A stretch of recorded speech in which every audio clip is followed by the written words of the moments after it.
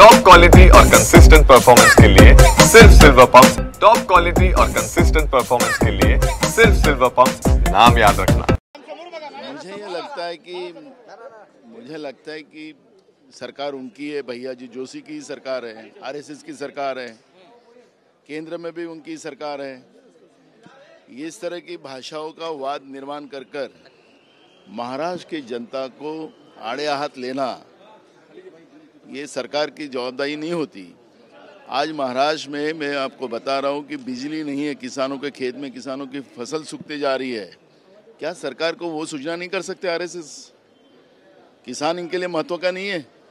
बेरोजगारों के हाल जो खराब हो रहे हैं महाराष्ट्र में, पूरे शहरों की तरफ लोगों का पूरा भराव आ रहा है, गांव खाली होते जा रहे हैं, क्या उसकी चिंता नहीं है आरएसएस को? इस तरह के भाषा का वाद कर कर मूल इशू को डाइवर्ट करने का काम आरएसएस और बीजेपी कर रही है।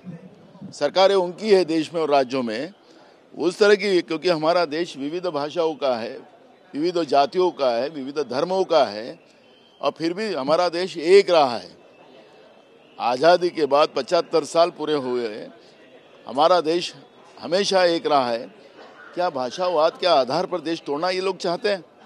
तो इसका जवाब सरकार दे, और सरकार से ये आरएसएस सवाल पूछे, जनता को आड़े हाथ लेने का इनका अधिकार क्या है? सिर्फ वोट लेने का काम ये आरएसएस करेंगी, बीजेपी को जिताने का काम आरएसएस करेंगी। परिवारों को मराठी मुंबईमध्ये मराठी भाषेला अभिजात भाषा दर्जा प्राप्त झाला असताना अशा मराठी भाषेला अभिजात भाषा दर्जा दिलेला असताना अशा पद्धतीने मराठी परिवारों को पीटा जाता है सोसाइटीज में, कई सारी घटनाएं सामने आ रही है। क्या ये सरकार जो है राज्य की और केंद्र की, या अदानी की सरकार है? आज हमारे नेता राहुल जी भी उसी के लिए यहाँ पर आ रहे हैं। जिस तरह से मुंबई को बर्बाद किया जा रहा है कुछ मुट्ठी भर लोगों के हाथ, और जिस तरह से एक माहौल बनाया जा रहा है वो हम सब लोग देख रहे हैं।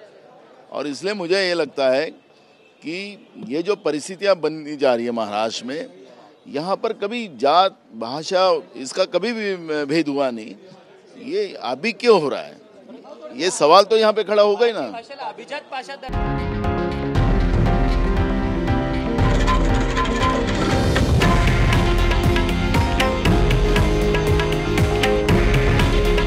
हे आहे देशातील नंबर 1 न्यूज नेटवर्क आणि आपण पाहत आहात TV9 मराठी।